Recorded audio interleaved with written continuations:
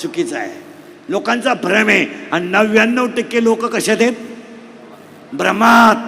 माझे 5-6 कारखाने आहेत, 5-25 BEd कॉलेज आहेत, 5-25 DEd कॉलेज आहेत. मी गेल्यावर एवढा कारभार कोण करेल? तू जावा ही लोकांची इच्छा आहे.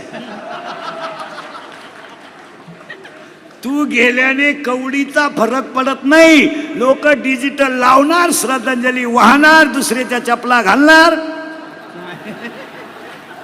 लोकांना काय घेणं नाही. आणि आज सगळ्या लोकांना झालेला भ्रम आहे. आणि 99% जनता कशात आहे? भ्रमात. माझ्या पतसंस्था मी गेल्यावर कोण चालेल?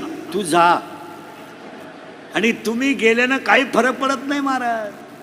आता समजा कीर्तन संपल्या मी मेलो, आज मरणार नाही, मेलो समजा. माझ्या अंत्यविधीला 50,000 लोक आले समजा, मला फायदा काय?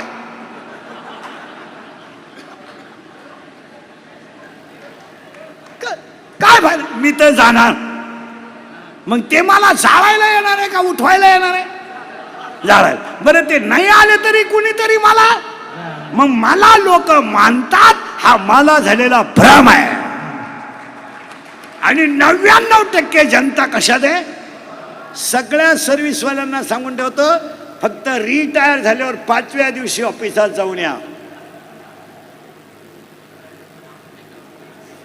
फक्त रिटायरमेंट झालं की 5व्या दिवशी ऑफिसात जायचं. शिपाई सुद्धा रामराम घालीत नाही. जो शिपाई तुम्हाला झोपण्याच्या वेळेस पार्सल आणून देतो तो तुमची गाठ सुद्धा घेत नाही.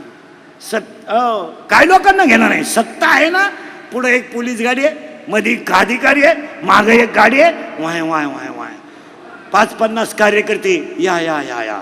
रिटायर झालं, एकटा लिंबाखाली बस, कोणाला गरज नाही. आणि आपण कोणीतरी आवाज, हा सगळ्या माणसांना झालेला भ्रमे. त्याला 3ऱ्या अध्यायात ओवी आहे, गुरुवाक्य मन धुतले. गुरुवाक्य वापरलं तर होईल, नाही तर होणार नाही. संत संमेलनाची गरज काय? पहिलं कौतुकाच्या आयोजकांचं करावं का जी काळाची गरज आहे. आणि हा सगळा एज्युकेटेड लोकांचा कार्यक्रम आहे. आणि धर्म, एक वाक्य सांगा सध्या. राहू पाणी बिन नको देऊ, म्हणजे आरडाय मी पाणी प्याल तुम्ही. मी असू दे बंगल्यावाल्याला घरकुल, बंगल्यावाल्याला घरकुल, घरकुलाला गेला ऊस तोडायला. काय करायचं? नाही.